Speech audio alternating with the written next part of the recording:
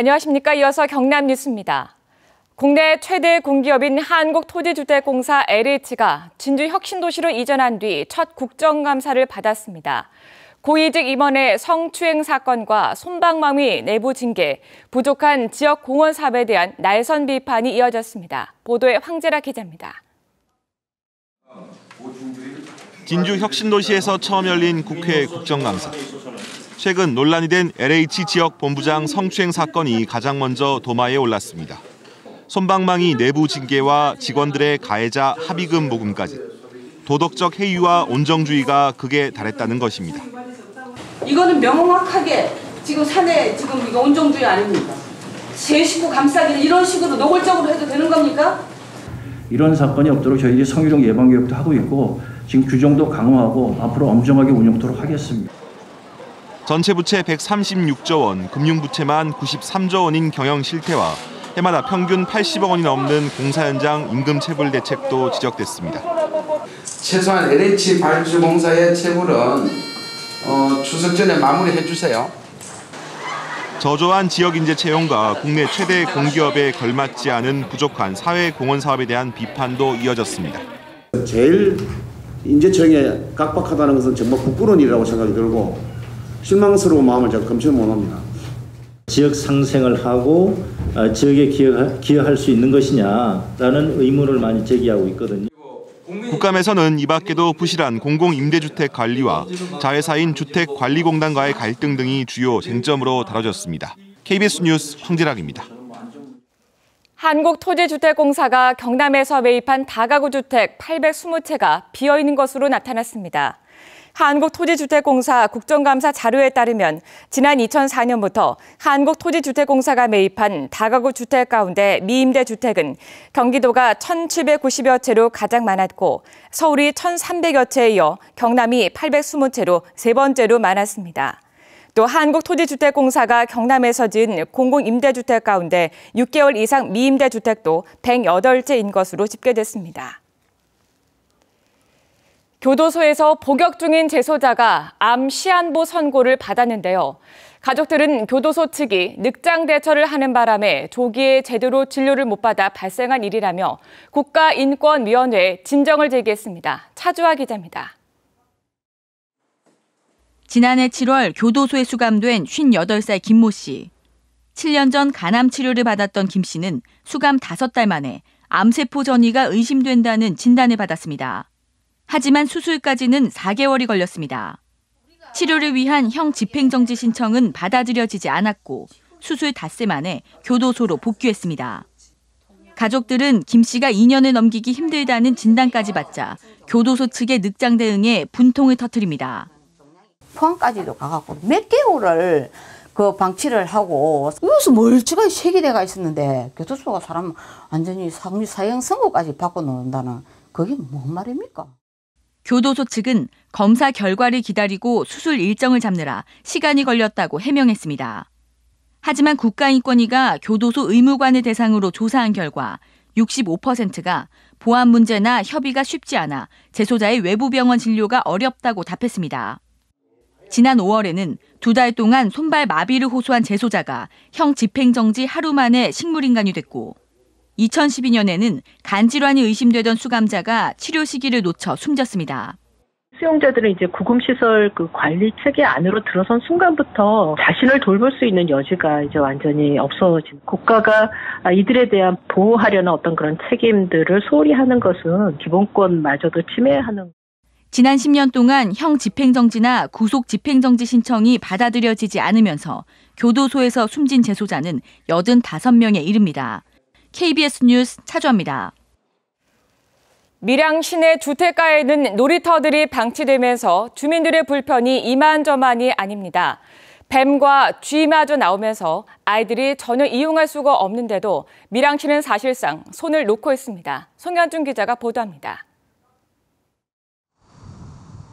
밀양 시내 주택가의 한 놀이터입니다. 잡초가 무성하고 중장비와 거주용 컨테이너가 자리를 차지하고 있습니다. 부서진 의자와 기둥만 남은 그네에다 놀이기구엔 거미줄이 가득합니다. 놀이터로 만들어진 곳이지만 전혀 관리가 되지 않다 보니 보시는 것처럼 건설 폐기물과 컨테이너가 버려져 있습니다. 방치된 놀이터엔 뱀과 쥐마저 돌아다니고 있습니다. 그거 생쥐 죽은 거 여기 있었어요. 뭐 술을 먹고 뭐 어른이든 아이든 유리병도 많이 깨져 있고요. 뭐 심지어는 이렇게 풀이 무성할 때 들어왔다가는 뱀을 보고 놀란 적도 있다는 얘기도 제가 들었고요. 지난 1997년부터 시작된 토지구획 정리 사업을 하던 도중 조합과 시공사 간의 갈등으로 놀이터 3곳의 공사가 중단된 겁니다.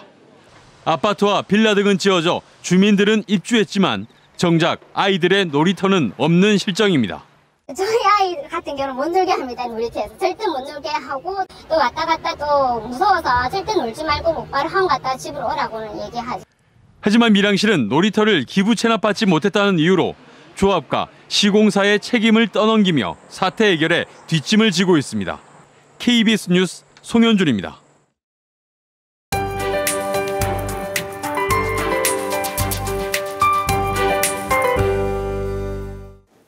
이번 주말 날씨로 인한 불편함은 없겠습니다. 하늘빛도 깨끗하겠고 나들이 하기 좋은 날씨가 이어지겠습니다. 단 한낮엔 26도 안팎까지 오르면서 다소 덥게 느껴지겠습니다. 그만큼 낮과 밤의 기온차가 크게 벌어지니까요. 감기 걸리지 않도록 건강관리에 신경 쓰시기 바랍니다. 위성 영상 보시면 우리 지역에는 낮은 구름이 간간히 지나고 있습니다. 여기에 일부 내륙을 중심으로 엷은 안개가 남아있는 곳이 있습니다. 안개는 기온이 오르면서 서서히 걷히겠습니다. 현재 기온 살펴보면 창원이 17.5도를 가리키고 있습니다. 한낮엔 김해가 27도, 창원이 26도로 어제와 비슷하거나 조금 낮겠습니다. 서부 지역입니다. 일교차 큰 날씨 속에 오늘 하동이 27도, 진주가 26도로 예상됩니다. 바다의 물결은 0.5에서 최고 2.5m로 먼 바다에서 다소 높게 일겠습니다. 당분간 맑고 일교차 큰 날씨가 이어지겠습니다. 여기에 대기도 건조해서 자칫하면 불이 나기 쉬운 날씨니까요. 화재 예방에도 신경 쓰시기 바랍니다. 기상정보였습니다. 자동차 정기검사를 실시하는 교통안전공단의 검사 장비가 지난 4년 동안 1000번 넘게 고장난 가운데 부산 경남 지역 본부의 고장이 가장 많았습니다. 교통안전공단이 제출한 국감 자료에 따르면 지난 2011년부터 올해 7월까지 자동차 정기검사 장비 고장은 1194건이었고 이 가운데 부산 경남 지역 본부의 고장이 239건에 이르러 전국에서 가장 많은 것으로 나타났습니다. 고장 원인별로 보면 통신 등 제어장치 고장과 베어링 등 부속장치 고장이 가장 잦았습니다. 거제시가 지역의 주력 산업인 조선업의 대규모 적자와 관련해 4가지 지원 대책을 세웠습니다. 거제시는 우선 대우조선해양과 삼성중공업의 협력업체 지원하던 중소기업 육성 자금 규모를 올해 100억 원에서 내년 200억 원으로 2배 늘리기로 했습니다. 또 지방세의 납부 기한을 연장하거나 징수를 유예하고 해양플랜트 산업지원센터를 통한 기업 지원, 신규 고용기업에 대한 보조금 지급을 추진할 계획입니다. 제4회 다슬기 축제가 사천시 곤명면 초량마을에서 어제부터 사흘 동안 열립니다. 농림축산식품부의 자율공모 사업의 하나인 사천 곤명면 다슬기 축제에서 다슬기 잡기와 뗏목 타기, 고구마 캐기 등 다양한 체험 프로그램과 다슬기를 이용한 향토 음식과 직접 만든 촌두부 등 푸짐한 먹을거리가 준비됐습니다. 하동군이 섬진강 하구에서만 생산되던 제첩의 서식지를 섬진강 전체로 확대합니다. 하동군은 2006년부터 섬진강 상류에도 제첩을 이식하는 사업을 추진해왔고 최근 이 같은 제첩 이식의 효과가 큰 것으로 보인다고 밝혔습니다. 하동군은 이식한 제첩이 정착해 서식량이 증가할 때까지 제첩의 채취를 자제하도록 어민을 지도하기로 했습니다. 경상남도가 추석 연휴 기간 동안 쓰레기 기동 처리반을 가동합니다. 경상남도는 추석 연휴 동안 시군의 가로 청소원, 청소 대행업체가 비상 근무하도록 해 쓰레기 문제를 처리합니다. 연휴 기간 급증하는 음식물 쓰레기는 당일 수거를 목표로 청소반을 가동합니다.